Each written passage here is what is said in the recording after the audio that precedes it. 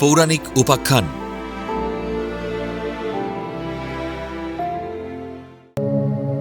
শ্রীকৃষ্ণের শিক্ষাগুরু কে ছিলেন, কিভাবে তিনি গুরুদক্ষিণা দিয়েছিলেন? শ্রীকৃষ্ণ অবতার হিসেবে জন্মালেও পৃথিবীতে সাধারণ মানুষের মতোই জীবনযাপন করেছেন। একজন আদর্শ শিষ্য হিসেবে গুরুর আশ্রমে শিক্ষা লাভ করে তিনি শিখিয়েছেন যে কেউ শিক্ষার ঊর্ধ্বে নয়। তিনি সমাজকে দেখিয়েছেন ক্ষমতার অধিকারী হলেও একজন গুরু বা শিক্ষকের কাছে শিক্ষা গ্রহণ করা উচিত। ভগবান শ্রীকৃষ্ণ মূলত মানব জাতির কাছে একটি আদর্শ স্থাপন করার জন্য এবং গুরুর প্রতি শ্রদ্ধা ও শিক্ষার গুরুত্ব বোঝানোর জন্য গুরু গৃহে শিক্ষা লাভ করেছেন।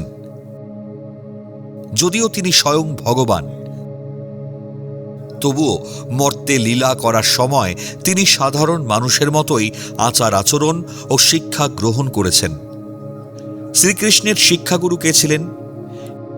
হিন্দু পুরাণ অনুসারে শ্রীকৃষ্ণ ও বলরামের শিক্ষাগুরু ছিলেন সন্দীপনী মুনি। দ্বাপর যুগে ভগবান কৃষ্ণ ও তার ভ্রাতা বলরাম উজ্জয়িনীর গুরু সন্দীপনী মুনির আশ্রম থেকে শিক্ষালাভ করেছিলেন। তিনি শ্রীকৃষ্ণ ও বলরামকে ৬৪টি কলাবিদ্যা, বেদ, ধনুর্বিদ্যা, রাজনীতি, জ্যোতির্বিদ্যা এবং হস্তি ও অশ্বারোহণ প্রশিক্ষণ সহ যাবতীয় বিদ্যায় পারদর্শী করে তোলেন। মনে করা হয় শ্রীকৃষ্ণ ও বলরাম গুরুর কাছ থেকে মাত্র ৬৪ দিন ও রাতে সমস্ত ৬৪টি কলাবিদ্যা শিখেছিলেন। তার আশ্রমটি অবন্তিকা বা উজ্জয়িনীতে অবস্থিত ছিল। বর্তমানেও মধ্যপ্রদেশের উজ্জয়িনীতে সন্দীপনী মুনি আশ্রম একটি পবিত্র তীর্থস্থান হিসেবে পরিচিত। কৃষ্ণের প্রিয় সখা সুদামাও এই আশ্রমেই তার সহপাঠী ছিলেন।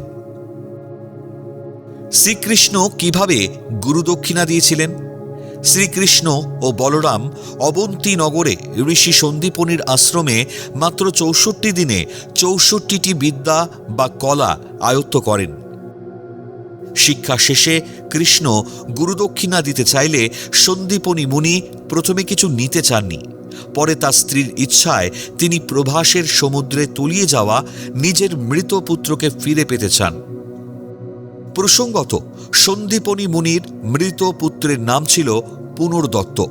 পৌরাণিক কাহিনী অনুসারে এই পুত্র প্রভাস ক্ষেত্রে সমুদ্রের গভীরে পাঞ্চজন্য নামক অসুর দ্বারা অপহৃত ও নিহত হয়েছিলেন।